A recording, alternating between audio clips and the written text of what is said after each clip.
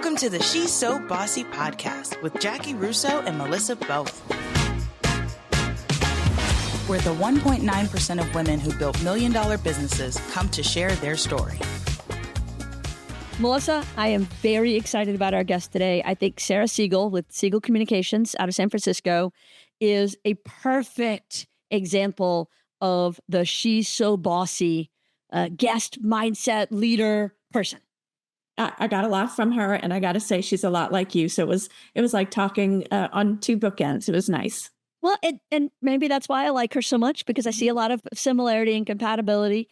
But I dig what she's done with her career, and she's had some interesting evolutions that I don't know that other guests will have in terms of, starting her agency. Well, she's got a PR firm in San Francisco, starting that with a partner, and then moving on without the partner because the partner went off to do something else, and then being acquired, and then buying herself back, and now running it. All of that in 8 years. That is astonishing, right? That is, to go be acquired under someone and to get it back. It feels a little Taylor Swifty. Yes, that was an impressive part of her story. Yeah, sure. And if I can't get Taylor, I think Sarah is a perfect replacement. So I'm fine with it.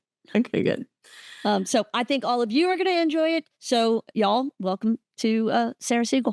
And she is so bossy. She is. In the best way. Isn't it always? Yes. Welcome, Sarah. Hello. It's a pleasure to be here. Hi, well, Sarah. We're glad to have you. Yes. I'm excited to be on board and on I think you're your third guest, which is super exciting. Second Congratulations. guest, third episode. Yes. Oh, third episode. It was very intentional for me that you be early on in the process for a lot of reasons. One, I just dig you. I think you're an awesome person. Two, I think you bring a very specific perspective, being in the PR industry, being on the West Coast, having had a founder, but now running solo. You do a lot of things that are unique. And so I wanted to hear that perspective. And so Melissa and I, we were making out the list of guests. You were at the very top of the list. Well, that's flattering. I'm sure totally dishonest, but I'll take what you give me. Melissa will tell you those are true sentences. Yeah. So maybe you can start, if you don't mind, by kind of talking a little bit about your business. Sure. When you started it, how you started it, what the catalyst was for it, all the things. Yeah. So for your audience, I was a broadcast journalist before. It was my first career. I worked in television. I stood in front of burning buildings and did stories on those. And I did that in a variety of different markets, New York, as well as San Francisco, which is where I live now, before jumping ship and going into the PR side of the world. I worked in-house at a number of places, as well as agency side. And I had been working at a tech company, and my contract ended there. Old boss of mine called me up and said, "Hey, would you be interested in helping us open this hotel, a boutique hotel in Sun Valley, Idaho?" And I said, "Sure, why not? I can do it. I can do PR for anything." And so I started in on that. And my dear friend was working at one of the big agencies, like big international agencies. And she was miserable. She found out what I was doing. And she said, "Well, why don't we just start a company?" And I had worked with her at another agency. And I was like, really? Like, I had never thought about starting my own thing. It wasn't something. My grandfather had a business. He ran a business supply company like Staples and all that kind of stuff.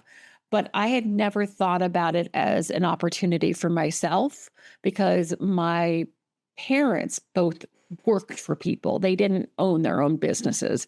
And so it was very daunting. And for some reason, I had the idea that you had to go get a business degree before opening a business. But I was like, why not? All we can do is fail. And so we opened up our business based on that one client and then kind of went from there. And it's been a bumpy but rewarding ride the whole way. How many years from starting to now? We are about to hit our 8th year. Okay. So when did you stop having a partner in that 8 years? So she stayed with me for the first 2 years. And then she got offered an in-house role. And because of the demands of her family life, and the fact that being a founder, you're the last person to get paid if you have employees, it was a better, more suitable option for her. And so she left, and I was in panic mode, like 100%. Like, she had always been the one to do kind of lead new business. She was so good at like the dog and pony show and saying the right things that people would like, her eyes would sparkle when she was in front of them. Like, I'd never taken on that role before. So I was all of a sudden the main point of contact for all of our clients. Plus I had to learn how to do new business. I had never done it before. And I was, it was like swim or sink. And so I tried to swim. That's impressive. And even before we got on, when you said it's lonely at the top, how scary and isolating and really courageous, Sarah. It's really impressive. I mean, to go into it with one client, not even having the idea of, I can't wait to run a business. And then a couple of years later, you have to, just by the way things evolve. That's really impressive. Oh, I know. And then really randomly, like I got acquired shortly after that. And that acquisition didn't last so long. It was like 2 years. And then I kind of bought myself back. It just wasn't the right fit. They were super nice people that just, it wasn't mutually beneficial in the way that we had expected it to be. But, so I've literally been figuring shit out. Am I allowed to swear on this? Yes, please do. I've literally been figuring shit out for since that first day. Like, I don't know what I don't know. You asked me how to do something, and I think my employees, like my staff, used to get annoyed when like a client would be like, "Hey, can you do this?" I'd be like, "Sure," and they would like get off the call and they'd be like, "Well, we don't know how to do that." I'm like, we'll figure it out." I'm like, but that took me a long time to realize that people have no idea what they're doing. Like, even the CEO of some fancy dance company, like, I'm sorry, even Elon Musk has no fucking clue what he's doing. Yeah, he's built a pretty impressive company that obviously for various reasons is a little contentious, but he doesn't know what he's doing. Nobody knows what they're doing. Everybody's just doing it for the first time, no matter what we're all doing. Yeah. So anybody who pretends that they know it all, like, to me, it's a hoax. Yeah. I used to hear that phrase, fake it till you make it, a lot, and it never sat well with me. I didn't like it. I probably even said it myself, but I didn't like it. The new version that I prefer is face it till you make it. Because that's what we're doing. We're all facing the challenge. We're figuring the challenge out, but nobody's lived this day before. And so we face this day anew and we work our way through it. Yeah, no, I totally agree. For my first couple of years, I want to say that I did suffer from massive imposter syndrome, because I didn't know, I just didn't have the confidence yet. And I think just over a period of time where, you know what, I've made it to almost 8 years in business and the doors haven't shut and I've made my way through, that imposter syndrome has so slowly dissipated, which is nice. Yeah. That's great. Where have you felt it the most? In operations, in acquisition of clients, in finances, in hiring, all the above? Where's the thing where you felt like you're most challenged and you've had to do the hardest work to figure it out? Probably, I think new biz is always, it's like it's the most important part of it. Like, I can hire people to help me with my finances. I can hire people to help me with my HR, and I can hire people to, do various things. But when someone hires you as an agency, and you might feel the same way about this, they're really hiring you because they trust you. It's a personal decision. They think that you understand their problem and their challenges and that you want to help them move beyond those challenges. So I don't have the ability to pass off new business confidently, because I feel like people hire the individual, not the brand. Mhm. That was one of my biggest challenges in the first few years. And I felt very handcuffed because I couldn't figure out at the time, we were a media buying agency. And so they were hiring me to be their media buyer. And I had to do the media buys and I had to negotiate with the sales reps and I had to hold the client's hand because I was their point of contact. And all of a sudden, I couldn't figure out how to hire. What one thing did I replace and scale? And so I knew I couldn't keep doing all the things. And so we started making sure that in every new business meeting, somebody else was there. And from the very beginning, that person was introduced as the point of contact, as the one that was going to be their day-to-day representative. I would be leaving after this meeting. I'm just here to facilitate and get in and get out. Yeah. How do you do like that? So I've started to try to do that where, because we have a wide range of clients. We have big clients that I'm going to be on and I'm going to be really involved. And then they have smaller clients that like, one member of my team who's been with me for 4 years now, and she's fantastic. We had a small new biz opportunity come in and I was like, you know what? You do it. Right. And she did it and she landed it. She got the contract signed. Yeah. And I still need to give something to her to celebrate that success. But it's beyond that where you do the kickoff call with a client and then you're like, I'm aware of what's happening on your the work that we're doing. I'm just not there on every call. Right. And I may not know that the 6 members of the media that the team reached out to for something. I am aware of the general of what we're doing and where we're going with it. But I haven't been able to really fully say that up front on calls. I just don't feel I'm there yet. I think I'll be there next year.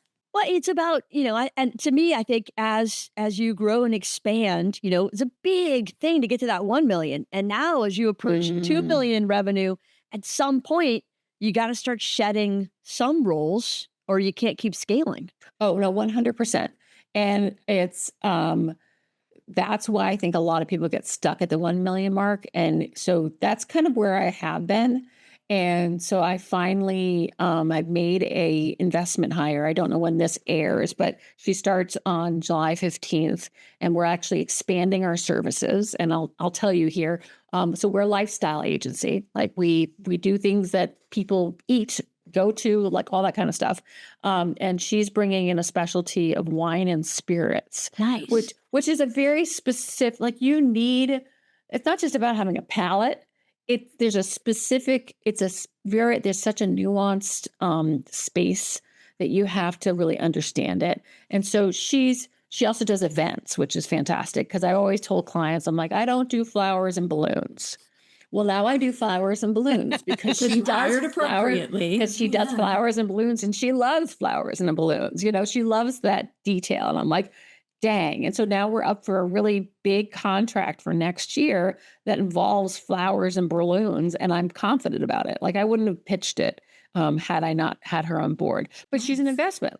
She is, she's not cheap. She's a VP, but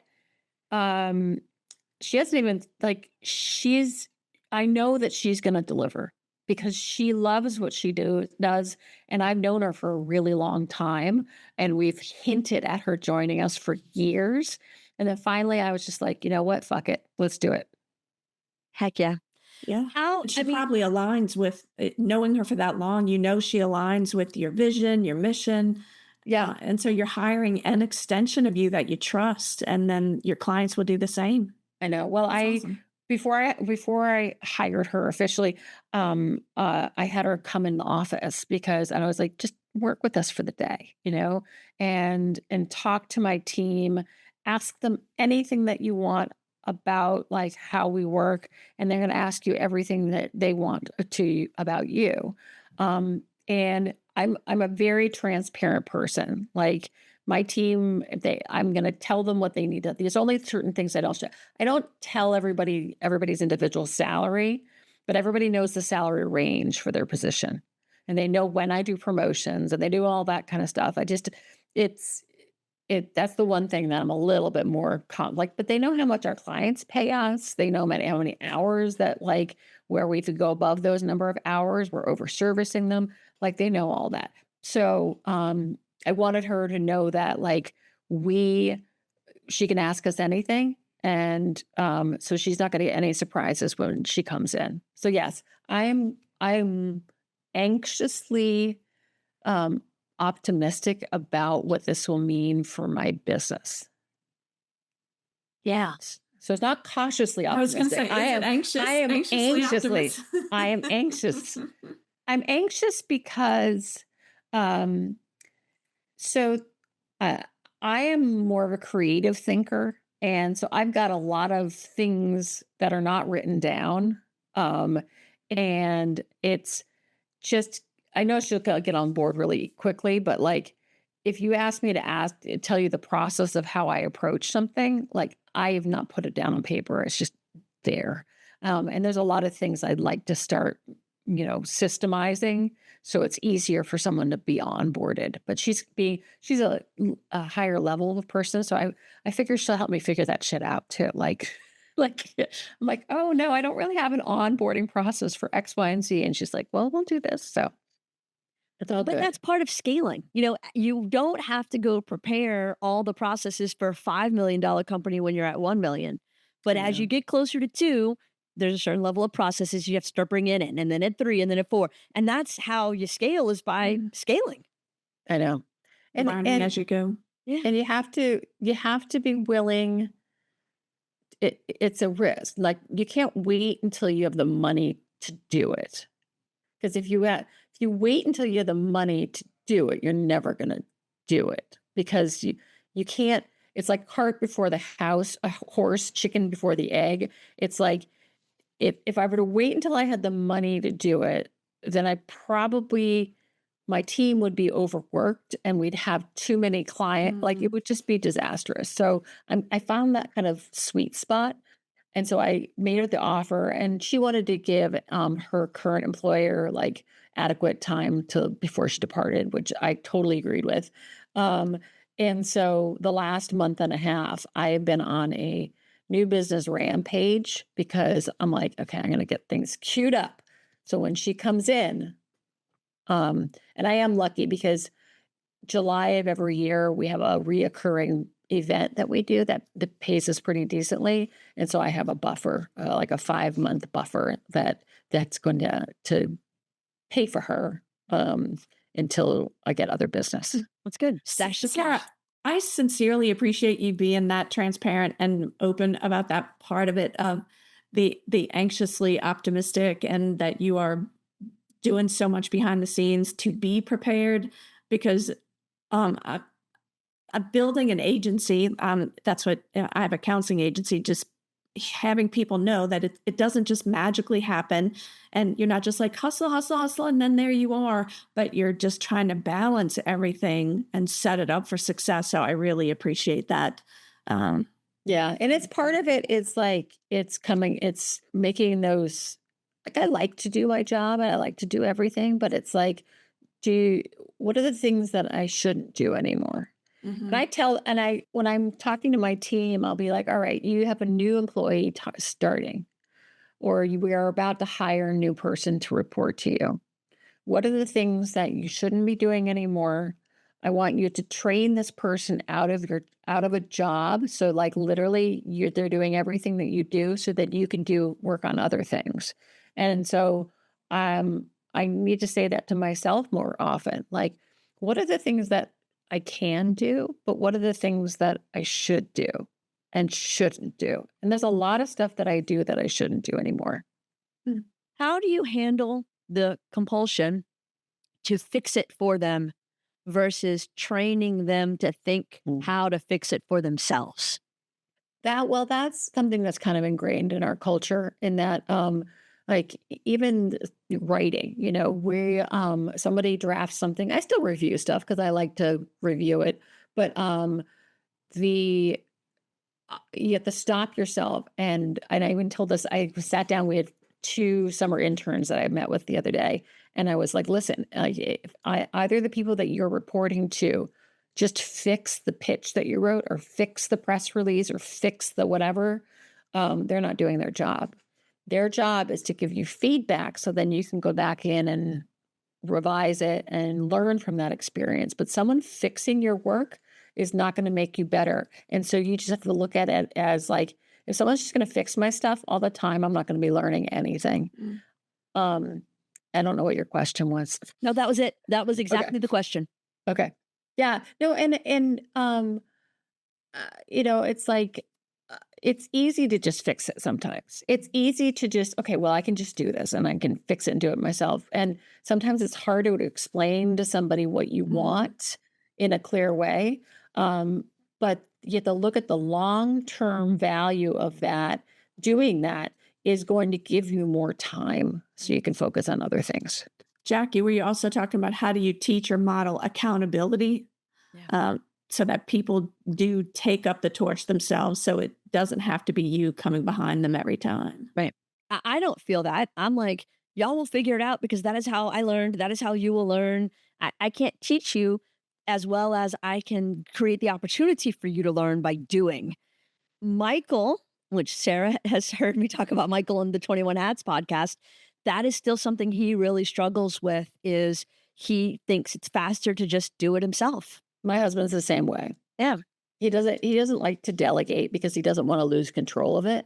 I'm a big proponent of delegating, and I'm a big proponent of not micromanaging people. Like, people are going to mess up.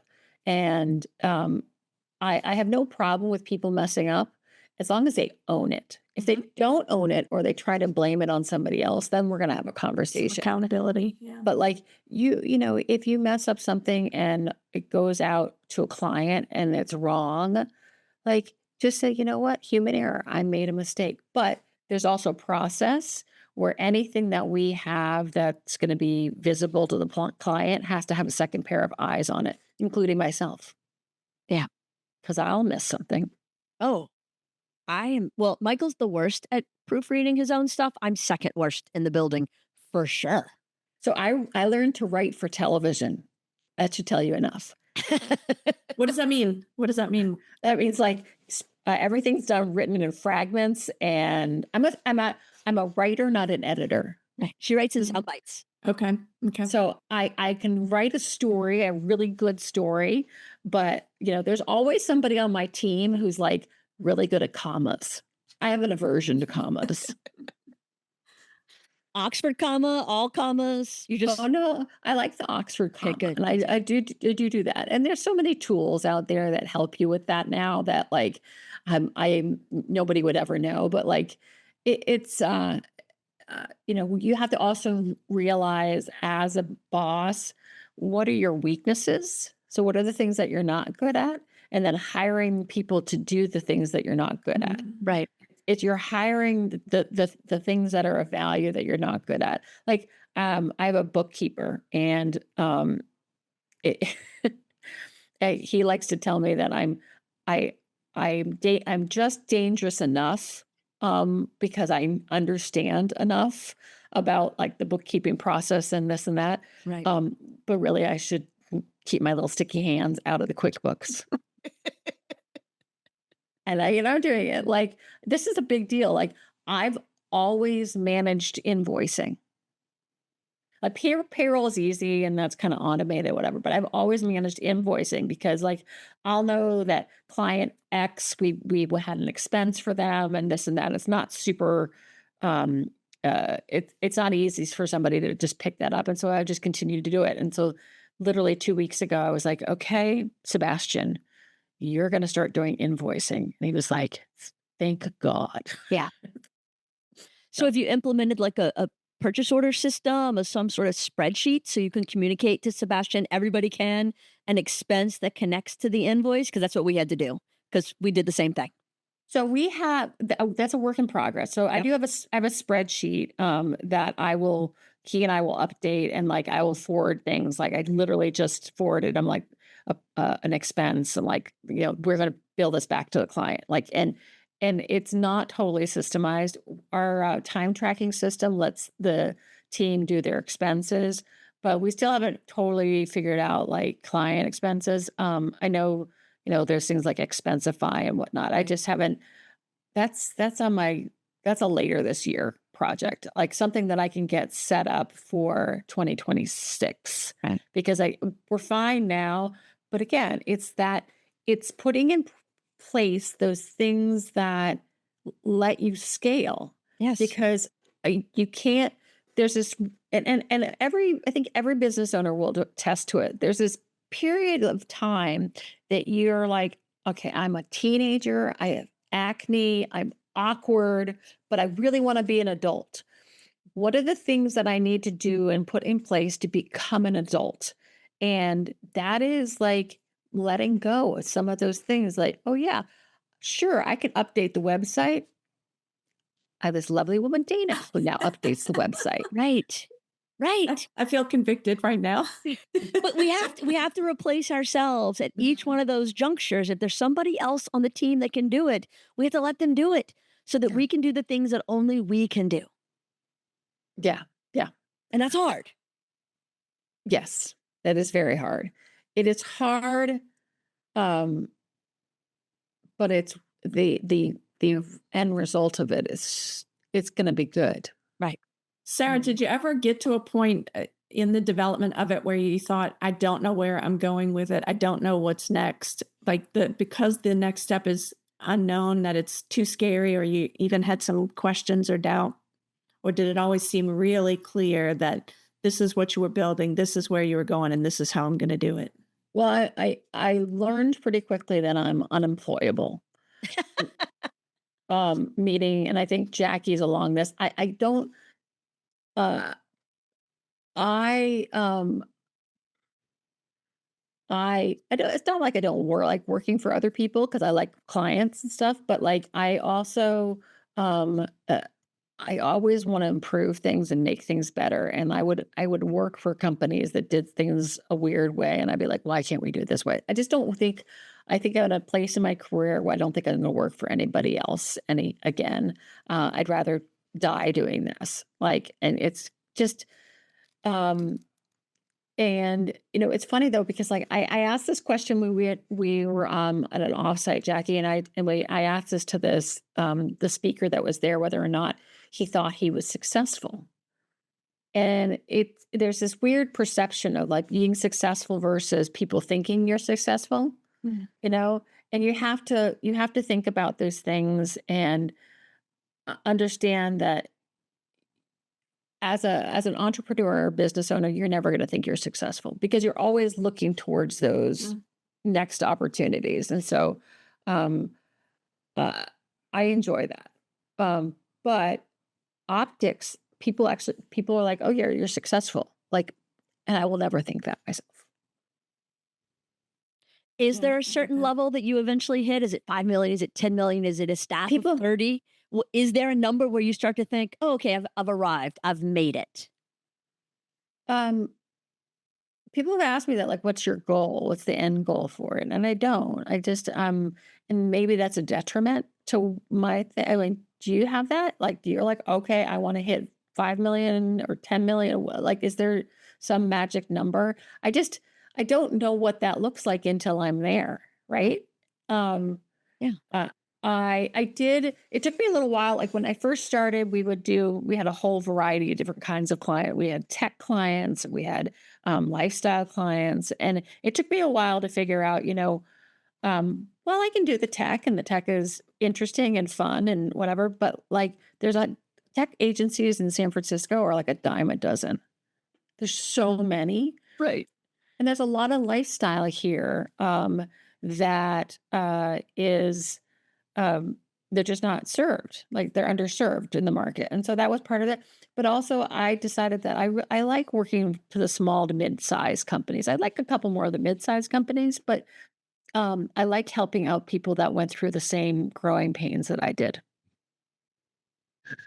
Well, so I think some people probably have, milestones and goals and metrics but they're the ones who aren't accidental entrepreneurs. They're the ones who were groomed for this and went to business school and know all the KPIs and blah blah blah. Yeah. I think it's okay to figure it out as you go. Yeah, I mean, like Do you have a business plan? Yeah, I do. But again, I've been doing this for 25 years. We're in our How many 25th year. but how many years in did you have the business plan before you started? Oh Or did gosh, you no.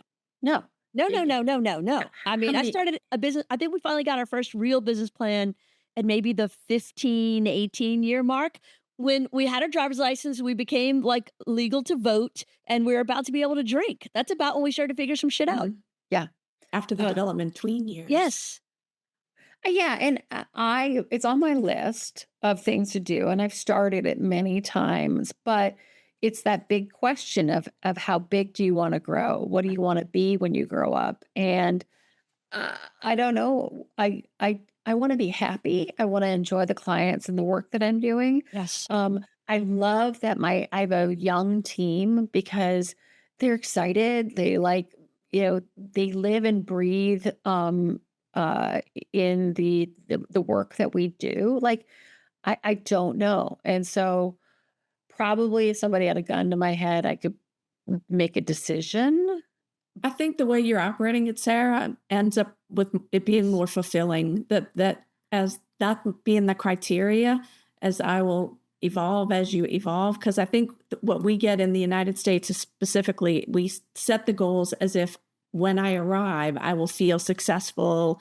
And then we get there, and then the metric moves, the bar moves, and then we're in a gap of, well, then that must not have been it. But I think if we flip it, like what you're, the way that you're operating is, then we just keep evolving, and it's much more satisfying and fulfilling that way. So, But now I do have one. I do have a goal. I have a metric.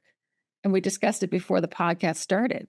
So, my husband was like, if you want to get a neck lift, like, Kris Jenner and all those people, like wait until you hit 1 million and that will be your the dangling of the carrot.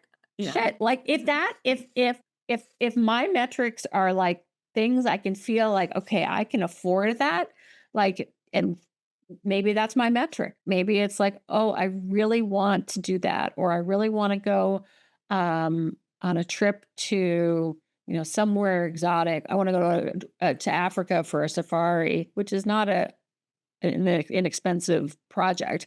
Like, what are those things that I want materialistically? Maybe that's my goal. I don't know. I think all of that is okay. That's the beauty of being the entrepreneur is you get to figure it out as you go, and you get to change course if you want to. And Bo Burlingham in his book Small Giants talks about these companies who could have taken on an IPO or private equity money or opened 17 locations, but they chose to say small because that fit their model of what success felt like. Because Yeah. they were able to build something they could control, they could enjoy, it could make the world a better place. I think those are pretty good goals. I don't think I'll take people's money ever. I don't think I'll get investors. I can tell you that because I don't want a board telling me how to run my business. Yes. I mean, I wouldn't mind having an advisory board. And I actually did talk to somebody the other day who I totally respect and like saying, I've thought about putting together an advisory board, people that like would just come together once a quarter and look at my books and my plan and keep me accountable, like because they like me, and they have opinions. But I bootstrapped and I built a business. I can pay my employees fair salaries. I give them healthcare and benefits and all those things. I don't know what I'd spend the money on. Like I went to a conference a couple of years ago, and they're like, "We're going to give you $1 million theoretically. What would you spend it on?" And I didn't know. I didn't have any like big $1 million plans. I didn't know what I needed at that time. I still don't know. Like, what would you guys spend $1 million on? Someone like you just had to decide what the million was for, and then they give it to you. Right. No strings attached. In my business, I would hire some team and we would continue to grow and expand, not into new locations, but into, I feel a pivot in my industry and I would staff a team in that division. So that division could serve as an icebreaker for this new era that we're evolving into. Yeah, I'd probably hire some more people. Like Yeah. it more human capital Yes. than physical capital. Yeah. I've thought about like, okay, there are some great agencies in the Bay Area, and some of the owners of the agencies are hitting a certain age where they're like thinking about what their next step is. Could I buy those agencies so they don't dissolve into Right. thin air, or can we merge in some way? I'm not willing to give up my brand name though, Right. because I had to do that kind of when I was acquired, and then I got it back. But like, I uh,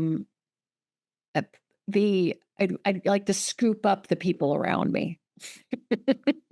That's quite a pivot, Sarah. That I mean, that's like a little bomb you keep dropping every once in a while that you got acquired, Oh, and then you got your brand back. yeah, it was I had met this person who worked for another agency that was focused in like a different vertical, right? And they were owned by a parent company. And the idea was that his agency got all this like program work that had like a timeline. It was like the 3 to 6 months it would be done. And then they didn't know how to do what we did, the ongoing PR influencers and social media. And so the parent company was like, well, you know what, we'll buy you. And that way we could feed you business. And it didn't turn out that way because some people left. It was like, what was planned was not executed necessarily. And so after almost 2 years, I went to their COO and was like, I really like you personally. I think you're nice people. I'm not seeing the value of it because they gave, they would take a portion of my profits from my business every year. And I just wasn't seeing the return on investment. And what's interesting is that you'd think that I would be anxious about doing that, but I wasn't because I knew that before even going in and being acquired, I knew that I liked them and I knew that I could have a real conversation with them. And they were awesome. They were like, you know what? We totally get it. We agree completely with you, and let's figure this out. And we did, and it was super out. I'm lucky, and I know that I'm lucky with that because I went in and went out, and there were no dings to anything. I have to say, I was on vacation celebrating my 50th birthday at the time when the final transition happened. So I was literally on the phone setting up healthcare for my employees under my new LLC because I had to dissolve my old LLC, literally from around on the other side of the world. Wow. Sorry, Wow. yeah. So that was a little tough. I definitely think I had some more gray hair by the end of that month. And my team was anxious. Like, can we just go back from not having a parent company? Mhm. And I knew we could. Right. Good for you. I'd done it once before. I'd done it once. I can do it again. Good for you. That's fascinating because that's not something I've ever encountered. I have had the thought about acquiring other agencies, but haven't quite found the right fit yet. But Mhm. speaking of your team, how do you focus or do you focus on and what does that look like with professional development and team building and culture? What's your philosophy around that? I could do better. We all could. Well, I'm really excited about this new person joining because I think there's some people on my team that like need what are eager to learn from her. I'm eager to learn from her. Like bringing in people that are going to add value and add education and skills and stuff along across the team. Like I think that that's going to be transformative for us. For team building, we do one something a month. Like it's an offsite. Like last month, we went and we volunteered for a nonprofit that we actually have a client, and we worked in their kitchen, right? And sometimes it's client related. Sometimes we're opening a new restaurant next month, and so we're going next week. We're going. Is it next week? Actually, it's tomorrow. I lied. So tomorrow we're going to go and have a team lunch at that location. So there's always something that we're doing, Nice. even if it's as simple as like me buying lunch for everybody. We're sitting down, but like somebody on my team record. They're like, you know what, just, you should commit during our like annual goals. Like I do my own goals. You should commit to doing something that's team once a month, even just that. But like what I'd like to next, and I was just talking to a team member, is that there's something about how do you get people to stay? And I have asked this to a lot of agency owners. And one agency owner I was talking to the other day, and she was like, PTO, vacation, more like just they want life. They want to live their life. And I was like, I get that. And they do. There are a couple agencies in the area that do sabbaticals. So like after 5 years, you get like a month off. Wow. Wow. I know. It's the San Francisco Bay Area. You have to be competitive with like perks and stuff. Right. So, and there's some of them, there are a lot of agencies that do unlimited PTO, which I think is just a way for businesses to get out of paying out vacation. So I'm not super in favor of it, just because I think it's a way for me to not to pay people anyhow. But that's my own opinion. So it's hiring people that will bring in and inspire my team. It's encouraging my team. For example, if you've been with a company for a certain period of time, you're given an educational stipend where you can go to like a conference and all that kind of stuff. It has to be approved, but like, Right. I want them to be curious and want them to find a course or a webinar or something they want to do so they can educate. I'm a lifelong learner. Like I love taking a webinar, finding out like YouTube videos are my favorite. Like I don't know how to do something. I'm like, okay, I can find a YouTube video and figure out how to do this thing. And it's like, sometimes I'm going to retain it and like, okay, I'll be able to do that again and again. And sometimes I won't, but, Right. the thing that I'd like to do is to set up a better system of celebrating milestones for my employees, right? It's outside of birthdays, but like 1 year of service, 2 years of service, like, it's a little old school, like you get a watch when you retire, like that kind of thing. Right. Like, just something to like, Little things mean a lot. Yeah. right? Mhm. It's this, so I haven't set that up yet. I do have this weird thing that I do, which is, we're a hybrid workforce. So everybody's like required to come in Tuesday, Thursday. But I have this program that for every additional day you come in, you get a point, and then you can accumulate those points and then you can cash them in for like, not for money, but for like things. It can be an additional day of vacation. It can be a round trip ticket within the continental US. It can be a Breville, coffee, something or other. It's all these things. And at the beginning of the year, the team helps me figure out what the prizes are. So then they can cash those things in. So just fun stuff. Yeah. Y'all know exit interviews. We all talk about exit interviews. I just was on an HR panel and they started talking about stay interviews. You actually interview your employees and find out why they want to stay and what would help them want to stay. I thought that was pretty good. If you asked my team why they stay, I think that the main response will be that I treat them like adults and that I don't micromanage them. And that, there's not competition at my firm. Like I've built a team. Like I hire a lot of former athletes, people that understand that it's not about their performance. It's about our performance. And so knock on wood, but I so far like have been kind of drama free as an agency. And we're all women. Really? Yeah. I've had Well, that's why you're drama free. I've had some men over the years, but PR is definitely a female dominated industry in general.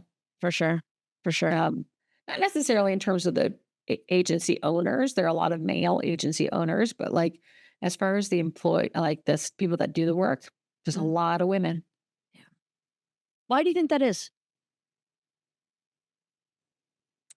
Uh, this is totally gonna be sexist though. Bring it. We're great multitaskers, Mhm. and that's kind of like what you do in the job. And You're think nurturing. It's nurture. It's PR is a very, I think, hand-holding, nurturing it's really side of communications. it's relationships. Yeah. So whether or not you're talking to the client, or whether you're not talking to a reporter or an influencer, or working on putting together the social media calendar for a client, like you're having to be very um, it's a relationship. You're building that dialogue with all of those people, and I think women are really just good at listening. Yeah. I think you're right. All right, we have a signature 7 set of questions that I'd like Ooh, to put you through. I love this. It's like Colbert. What is that one Kinda, called? yeah, exactly. The speed Colbert round. questions. So, Yes. what's a moment in your journey when you thought, "I'm not sure I can do this," and what got you through it? Moment. I'm not sure I could do this, and what got me through it. Mhm. Um, I had okay in 2003 at the end, kind of late summer. We lost 3 clients at once. We lost 2 were because they were VC backed, and VCs were, and then the third one, they had spent all of their money opening up a restaurant in an additional location, and then it didn't do well, and so all of a sudden I had 3 clients looking at me going, "We have to end our contract," and uh, I was I had to lay 3 people off, and I of it took me many weeks to get to that point because I was so anxious about it. Um, and I talked to so many people about like, what do I do? How do I approach it? Like, this is a layoff. And I got through it because everybody that I talked to said the same thing. They said, you'll be so relieved when it's done, and it's more fair to them, and just be honest about what's happening. And, they shouldn't be surprised if you have been transparent about everything to begin with. And I think they were surprised that was them, because they they were the most expensive people on my team. And so I cut from the top. I cut, and I kept, and in retrospect, I wouldn't have necessarily done it that way. Um, I would have, there was a couple of people I would have tried to keep regardless, but I couldn't.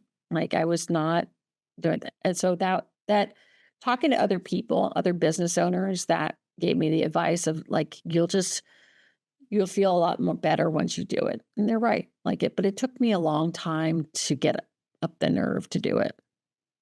Yeah. I can ask one, Jackie. Let me go. I'm going around some of the list. You do. Okay. Thank you. What's a myth about being a successful businesswoman that you wish would disappear? A woman in business. A myth. That it's any different than being a man in business. It's like, it's the same thing. I think that it depends on where you are and the conversations that you have, but like I personally don't think my sex has anything to do with my um, business. I think my attitude, my transparency, my honesty, like I think that does, but like I don't know that my gender has a lot to do with the business aspect of it. Nice. Jackie and I have been going back and forth of what questions do we avoid or include that will feel sexist or, Oh, you know, I love a sexist question. Like, I'm happy to answer any questions, but like uh, I don't. I'm sure it does. I mean, I've heard like people be like, "Oh yeah, well, I have a fake assistant who's a man who closes the things because they're a little bit harder and more, demanding on like people tend not to push men around." I don't know that's true, like, but um You know, I hope it's not true. I give people the benefit of the doubt that they're not using my gender as anything. Mm-hmm. Right. But I do think, because when we were crafting these questions, one of the first things I thought about writing down was, how do you balance your personal life and your professional life? And, I wouldn't ask a guy that. Mm-hmm. No. And so I took it off the list. Yeah, you wouldn't ask the guy. Yeah, it's like women that go do the red carpet. They're always asked like, "Who's your designer? What was it Right. like getting ready?" Blah blah Right. blah. I'm like, yeah, Right. it's cringy. It's cringy. Right. Like, don't ask. Like, it's funny. I was putting together a proposal the other day, and um, my a woman who works for me, she was like, "Oh, you should put in that you're a woman-owned business," and I was like, I don't, and I was like, I don't think so, because I don't want people to see that and be like, oh, she's so like women pride, like that. Because that's not who I am. I'm not like that. Like, yeah, I'm a woman owned business, but that's not by design. Like, I didn't go out to like, I didn't go out to build a business. Like, that kind of happened by accident. So I love a woman owned business. I think they're great. I just don't think it's part of my brand. Right. I feel that way about government contract money. I think there's waste in government. And so I would hate to see, be the recipient of something that didn't need to happen. That was, oh, we have some Oh. money left in the budget. And so there, those kinds of things that happen in government Mhm. contracts all the time. Mhm. And so I always have a hesitation about that. Yeah. It's a sticky space for me personally. I'm not opposed to taking people's money, but like, And I have no judgments of others that do. I At that personally know. at that same HR conference, I heard a really good analogy to that, is that metric can be the floor. So it'll get me thought of, looked at, but it won't ever be the ceiling. So it can be the bottom of it, but not the top. Right. yeah. Yeah. So I don't include that in my messaging. I don't say that I'm a woman-owned business. Right. Um, yeah. So what's your next question? What's the lesson you had to learn the hard way, but now you're glad you did? Oh, those are like every single day. Um, what lesson did I have to learn the hard way?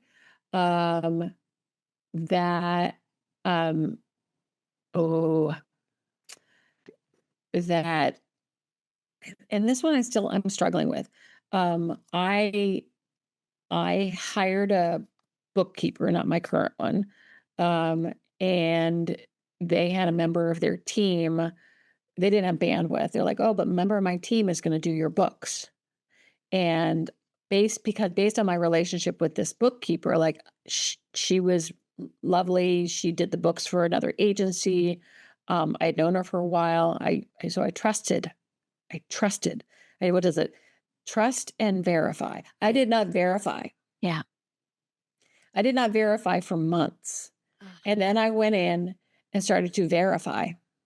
And it was like the person had been taking drugs while they were doing my books. It was wow. that bad. So I learned from that mistake that you trust, yet you verify.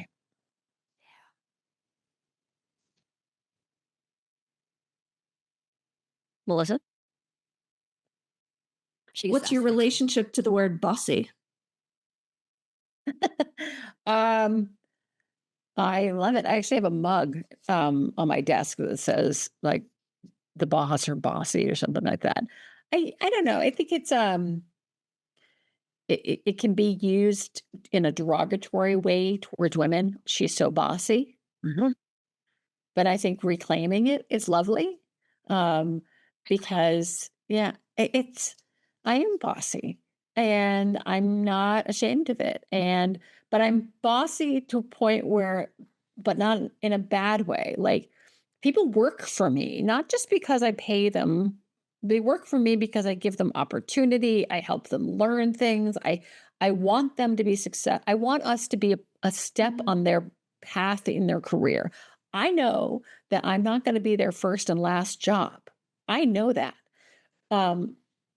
So I really do my best to teach them everything I can. So when they go to their next job, they are successful. And like, I bossy to me just means that I like things done a certain way based on my experience of having done this particular thing many times. So, what's the male version of that?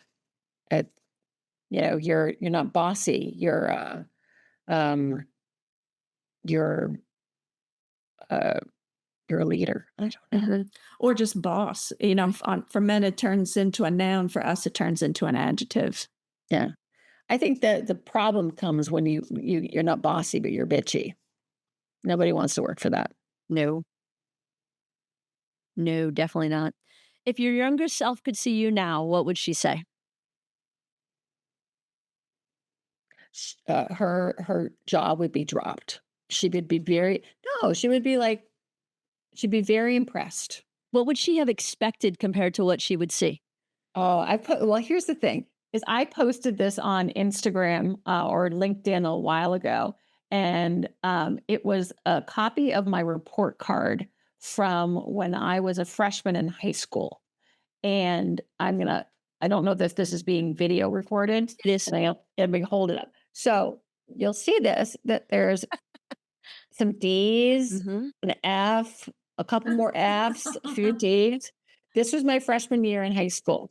Um, yeah, it wasn't that I wasn't smart. Nobody told me I was smart. Mhm. And so I didn't have anybody like egging me on and saying, you can do this. And I, you asked me back then, like I'd be running a business with employees and clients and have a wonderful office and, a great network of people that I like collaborating with. Like I couldn't see that coming. Yeah. I'm glad it did though.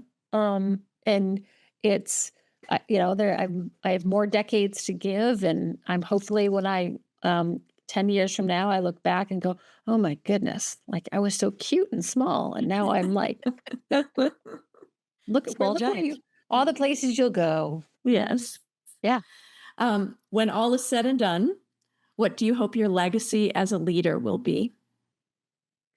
Um, that I helped, that I'm encouraging of people wanting to succeed, and that I'm a good coach.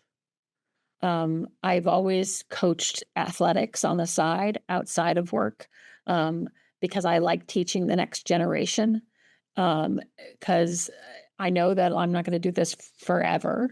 Um, but I like passing the baton. And so I hope people get something out of working for me that will make them more successful down the road. Like I love seeing when people that used to work for me have gotten job offers or wonderful, like achieving things that they've always wanted. Like that's to me, that's a reflection on what the time that they spent with me. Great. That's a great way to look at it. Mhm. All right, this takes us to the last section, which is our lightning round. These are quick one-word answers Okay. or Orange- small phrases. Morning Oranges. routine. Sorry. What's your morning routine? One word answers? I mean, phrase, but is it up and out? Is it hit the snooze 50 times? Like, what's your Oh, routine? well, I have one of those clocks that like to anybody who's listening to this, don't wake up with your cell phone. It's like the worst thing in the world. Get a hatch or like one of those the clocks that like slowly wake you up. It was the best investment I ever made. So that checking the news, see if anything happened overnight, and then sipping my coffee in bed for a half an hour before getting going, and then and then I just sit down and I grind. Like I get right to it. Biggest business splurge you don't regret? Oh, like actual business, getting an office. And it's not an expensive office, but it's lovely and it's in the perfect area and people like coming in and it has a good vibe and, yeah, you don't technically need an office to do what I do, but I think that it makes for a better team dynamic. That's where I'm spending my $1 million on, just so Yeah. just to follow up on She's in that the middle of question. that right now. That's- Yeah, that's what I want my million. Yeah. That's Okay. it. Sorry, Jackie. Yeah. First I mean, job ever. What? First job ever. First job? Yeah. Where I had like a, what is it, W-9, W-2, I forget Me what. too. I was a bagger at Bread and Circus, which was the predecessor to a Whole Foods Market. I was a bagger. And so here's the takeaway on that, and that I've instilled on my kids. Don't take a job just to get a paycheck. Make sure that whatever job you have is something in your industry, because I did bagger and then I ended up in a series of food related businesses. And I didn't really want to be in food. It wasn't my passion. But because I had started that way. So I was a bagger. I could still bag, and like the people at the grocery store are like, thank you At for the self bagging. checkout. Oh, Yeah. not even at the real checkout. I'm like, oh, I got bags. I'm going to do it. What's the last thing that made you feel powerful? I think every time I win a client, it makes me feel powerful. Like I've got this. Like they understand that we know what the hell we're doing, and that we're going to deliver on the results, and that we have a track record, and we shut it. Like every time that happens, it's never wasted on me. And then it same goes for a good media hit for a client. Like if we get that, or one of my staff members for a new restaurant that we opened up, she got an influencer to go for free, and the influencer posted a reel and it went viral. And it was the very first influencer that we had show up. And I was like, yeah, this client's going to love us for a long time. Forever. What's your go-to pump up song? My go-to pump up song. Oh, that's hard. That's a really hard question. I know what songs I don't go to. But a pump up song. Shoot, you're gonna kill me on this.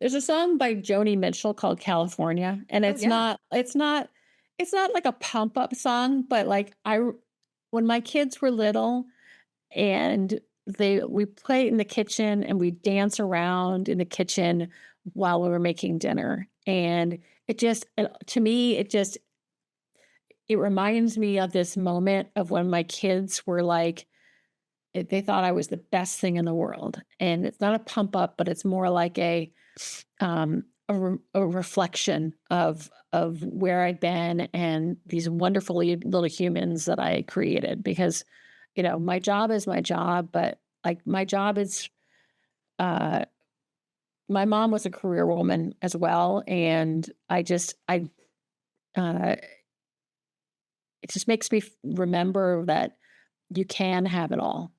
You can have it. Mhm. I have a family that's solid. I have a husband and kids that are doing the things that they want and are seeing their own success. And I have a business that is flourishing, and all those things are possible. Right. I'm going to have to look up that song now. Kind of want to end it right there. That was such a good answer, but we have a few more to go through. What's a book every female leader should read? Mm.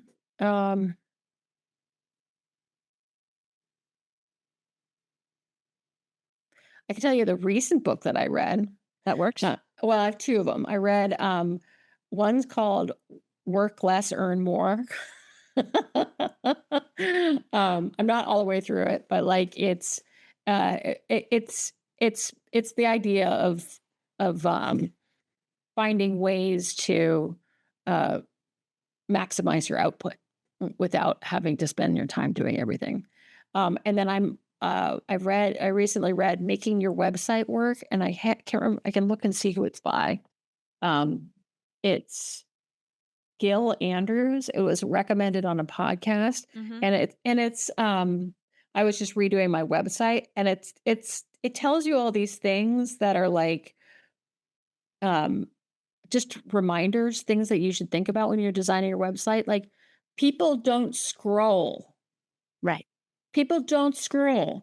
If you want them to read it, put it at the top. And like, I know that, you know that, but when you're like working on your website, you're not thinking about those things. So it's like helps you think about that stuff. But I don't know that there's one book that every business reader should read. I think everybody should read the news, though. I think that as a business owner, it is your obligation to keep up with what's happening in the industry you work, but also the greater business economy. Because if you don't understand that, you're not able to.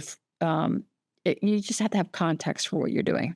Right. Like I'm not impacted by tariffs, but my clients are. Like I need to know that. So, and honestly, like it's that idea that and this is a longer answer, but no business owner knows how to do it better than you.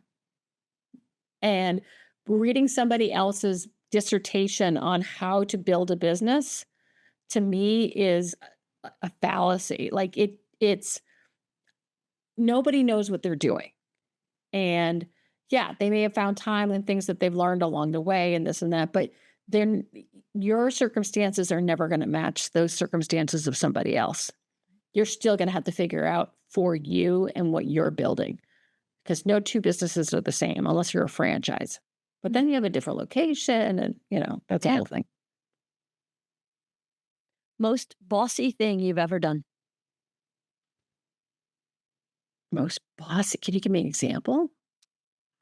I mean, hiring people, firing people are pretty bossy. But when you think about really bossy, like I am a boss today. Like you put yourself on a whole other level, which sometimes is a joyful accomplishment, and sometimes it's a burdensome challenge. Yep, you got it. So I've never done this before. Like I've always been the person to put people in the media. I actually am going to be featured in a magazine next month. And so the team had to take a picture of me in the office.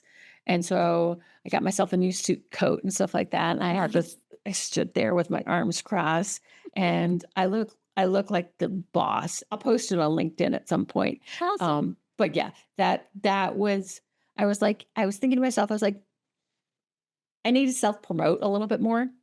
I think it's always been my challenge because I promote other people really well, that it's okay to promote yourself in the right way. You don't want to be crass about it, but like you want people to know that you're there. Yeah.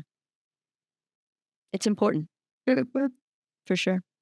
One word you'd want people to associate with your leadership? Smart.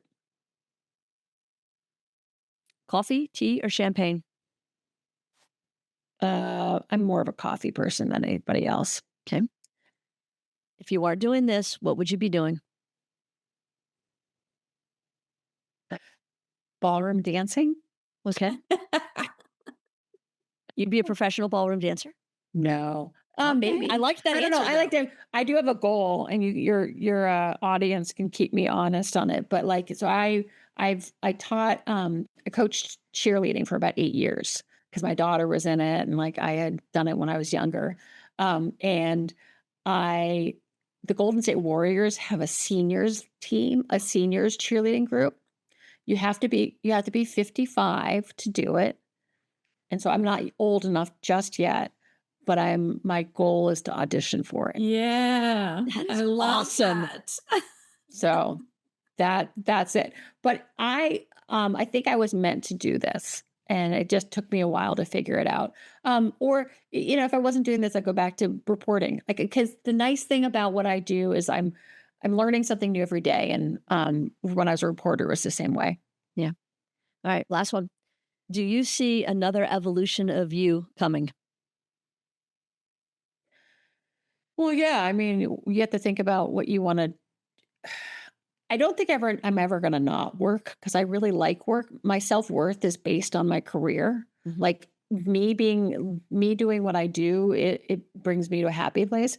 But at some point, someone was telling me, they're like, you should think about the day when you're like, you know what? I don't work Fridays. So that's the next evolution. Within the next 5 to 10 years, I can say, you know what? I've gotten this business to a point where it's kind of self-sustaining. and it still continues to grow, I'm not going to work Fridays. So that's my next revolution is finding a little more time to find my hobbies again, because my business is my hobby. My like, you asked me what I was doing on the weekend. I'm like, well, I'm doing some stuff that I didn't get to during the week because I like what I do. Like, it's not a job. What I do is not a job. It's creative energy and Yeah, I really like what I enjoy this. But I used to have hobbies before. I used to have hobbies before I had a career, and I used to have hobbies before I had kids. I can't go back to one of them was photography, which is like old school, like negatives and printing and stuff like that. That doesn't really exist anymore. But rediscovering those extracurricular activities that make me happy. I mean, that's kind of the perfect answer. yeah. Okay. Because what you do now makes you happy, and you're continuing to evolve to find the next thing that makes you happy. Yeah. I'd like to learn more about wine, and I'll probably do that through, With an opportunity. osmosis with my person. I don't think I have a palate, which Right. is Oh. something I can't attest to. I'd like to learn how to cook sauces. That sounds like a lovely hobby waiting for you. I know. Absolutely. My only problem is I don't like cleaning up. Oh, You hire someone, delegate. Okay, that's another thing of success. If I were to ever be able to hire like a personal chef, then I know, okay, I made it. I've arrived. # goals. Chef's goals. for sure. Yeah. All right, Sarah, this was perfect. You were awesome. It's exactly what I hoped for and more. So thank Lovely. you for your time. We appreciate it. Well, I'm flattered to have been invited, and I can't wait to hear all of the other episodes as well, and some equally bossy women. Yeah. Indeed. All right. Sarah Thank you Segal, so much, Segal Sarah. Communications. Thank you very much. We appreciate you. Thank you.